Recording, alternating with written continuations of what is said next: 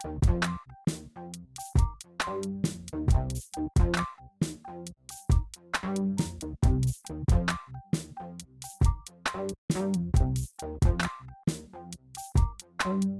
aí pessoal, tudo bem?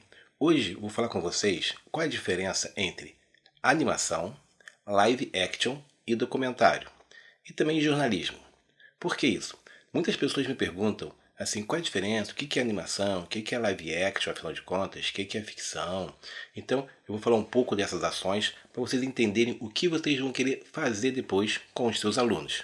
Bem, podemos pensar que o cinema surgiu em 1895 com os irmãos Lumière, ok?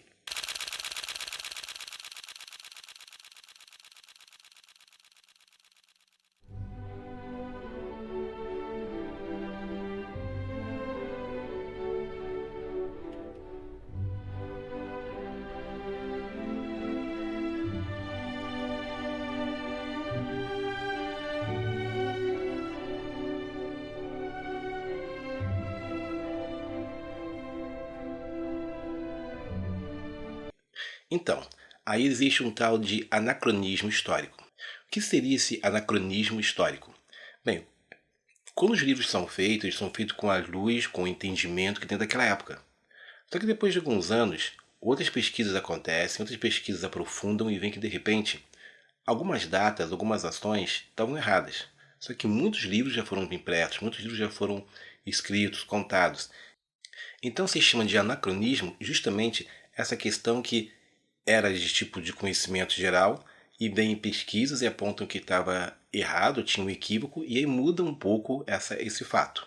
Muita gente ainda tem resistência, fala que o cinema realmente foi inventado em 1895, aí se começou a falar que era um cinema comercial, que era um cinema de exibição, mas na prática, em 1888, 7 anos antes dos irmãos Lumière fazerem a sua apresentação do primeiro curta, que seria A Saída da Fábrica, você tem Le Prince, que vai fazer um curta chamado Ao Redor do Jardim. Ele então tenta patentear a câmera, mas não consegue, vai então aos Estados Unidos para poder tentar ver o problema, e de repente ele some. E aí, meus amigos, é muito interessante, porque tem várias histórias que vão contar o motivo. Uns vão falar que ele estava endividado e sumiu, outros vão falar que ele foi assassinado. Então tem várias questões que discutem esse meio. Mas na prática, uma câmera muito parecida com a dele, que é a MK1, foi apresentada por quem? Thomas Edison. Sim, o mesmo inventor da lâmpada, que na verdade tinha um grupo de cientistas que ajudavam ele a criar coisas e patentear. E alguns anos depois, o Thomas Edison apresentou uma câmera muito parecida com a MK1 do Le Prince, mas não teve nenhum problema de patente depois disso. Né? Estranho, misterioso? Bem, dê uma pesquisada aí quem tiver interesse, que eu acho muito legal a gente conhecer um pouco dessas histórias também, ok? Mas vamos ficar aí com 1895 com os irmãos Lumière.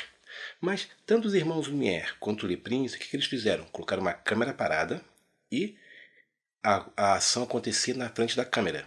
Que ação é essa? Uma ação real.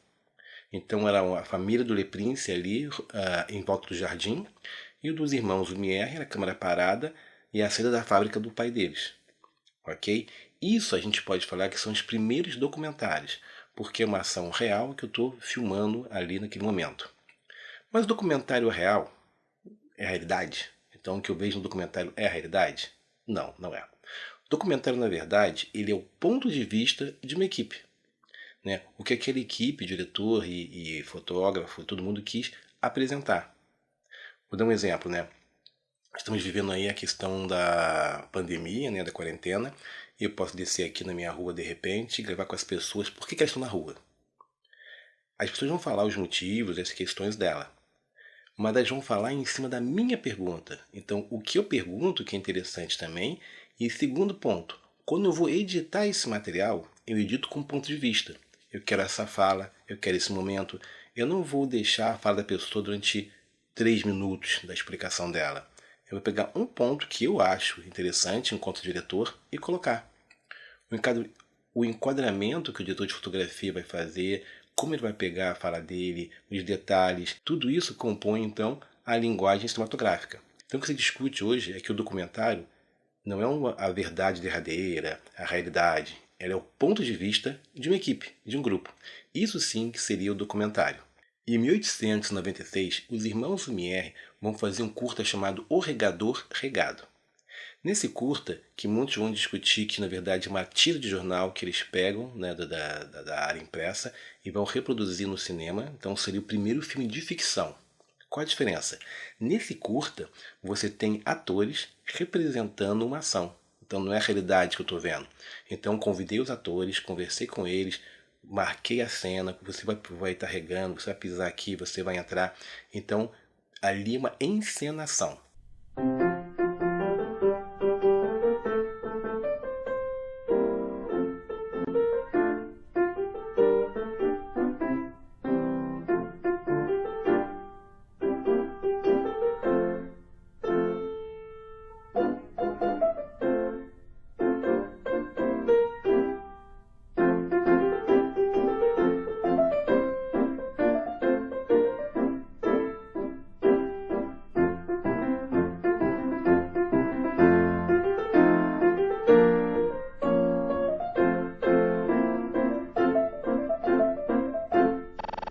E se vocês repararem, é muito interessante, porque a pessoa está regando, né?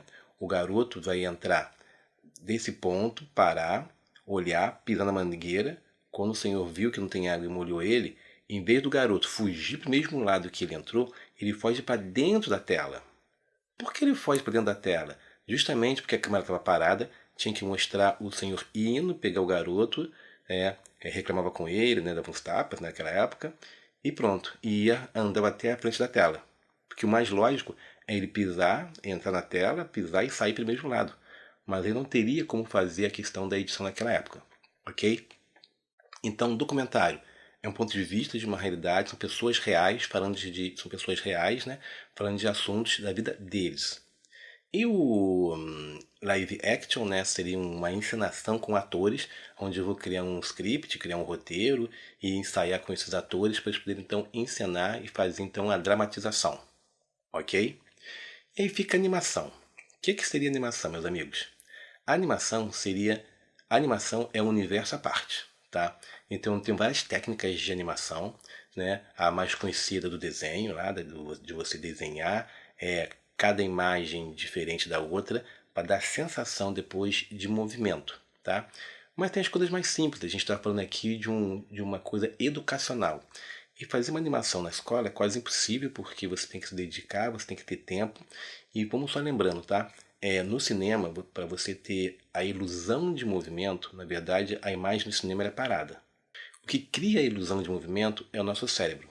Mas como isso funciona, Josias? Bem, se eu te mostrar uma imagem parada e depois uma outra imagem parada, você vai ver as duas imagens paradas. Só que se eu diminuir o tempo entre uma imagem e outra imagem, acima de 1/15, você não consegue mais ver a primeira imagem e a segunda imagem. Ou seja, você vai ver tudo em movimento. Então tem a primeira imagem e a segunda imagem. Quando você vê essas imagens de uma velocidade abaixo de 1/15, você vê a primeira imagem parada e a segunda imagem parada. Porém, se eu acelerar essas imagens acima de 1/15, você não consegue ver a diferença, porque o teu cérebro está vendo a primeira imagem ainda. Quando ele vai ainda organizar a segunda imagem, já vem outra e terceira. Então dá a ilusão de um movimento contínuo, mas na verdade são imagens paradas que você está trocando elas muito rapidamente. Este experimento dio paso a que Peter Mark Roget redescubriera, ya que es sabido desde tiempos clásicos, el principio fundamental, la persistencia de visión. La persistencia de visión es como un truco del ojo. Básicamente nuestros ojos ven una imagen y nuestra mente la procesa. Sin embargo, si nuestros ojos captan imágenes en secuencia, proyectadas rápidamente, tendrá un efecto diferente en nosotros. La mente tratará de procesar una imagen cuando el ojo está viendo otra. Y eso es lo que ocasiona que dos imágenes se fusionen en una, como se ve en este taumótropo. Es gracias a la persistencia de visión que ilusiones de movimiento pueden realizarse.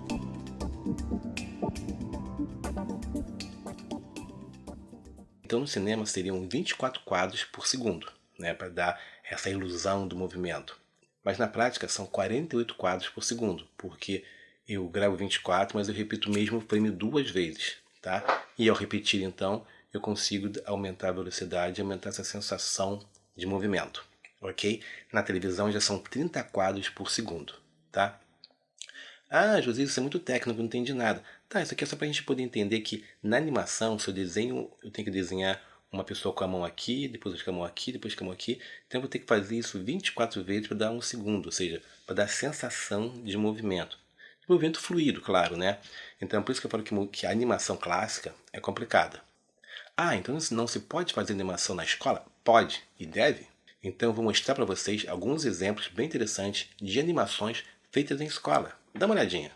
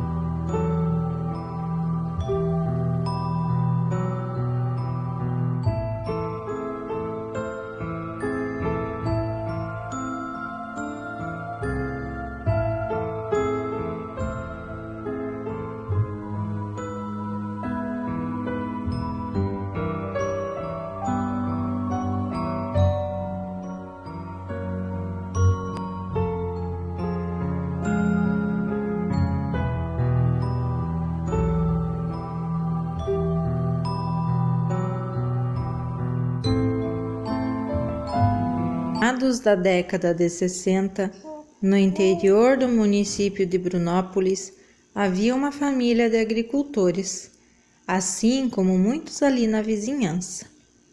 Seu João, com seu filho Pedro, levantavam todos os dias e iam para a roça antes do sol aparecer. É preciso pensar um pouco nas pessoas que ainda vêm, nas crianças. A gente tem que arrumar um jeito de deixar para eles um lugar melhor, para os nossos filhos e para os filhos de nossos filhos. Pense bem.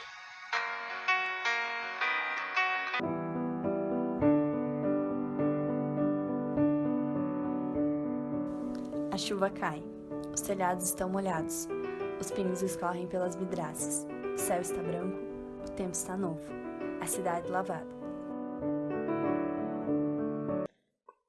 Então, essas animações que eu acho bem interessantes foram feitas por professores, claro, de modo simples, alguns em oficina, alguns em escolas, para a gente ver a possibilidade que você pode trabalhar com massinha, com bonequinho. Então, principalmente para a educação infantil, eu acho muito rico na educação infantil você poder trabalhar essa questão da animação. Né? A criança poder contar uma historinha, fazer o movimento do boneco se mover e discutir com ela, com a criança, a questão do movimento. Por que tem esse movimento? Como é que funciona? Como é que você enxerga? Porque tem que tirar uma foto com a mão aqui, com a mão aqui, com a mão aqui, com a mão aqui, né? E dar essa fluidez do movimento. Então a gente pode fazer isso de uma forma muito simples com as crianças. Eles gostam muito. Fazer com massinha, a massinha crescendo, diminuindo. Então é um dia muito lúdico na escola que você pode trabalhar com os alunos. Ok? E uma outra questão também na animação, que é o tripé. Por que isso tudo? Porque eu preciso ter o mesmo quadro para dar essa sensação de movimento. Então, câmera na mão, celular na mão, não é interessante para animação. Vou mostrar para vocês como é que com uma garrafa PET bem simples você consegue fazer um tripé bem simples e você consegue trabalhar com seus alunos. Ok, galera?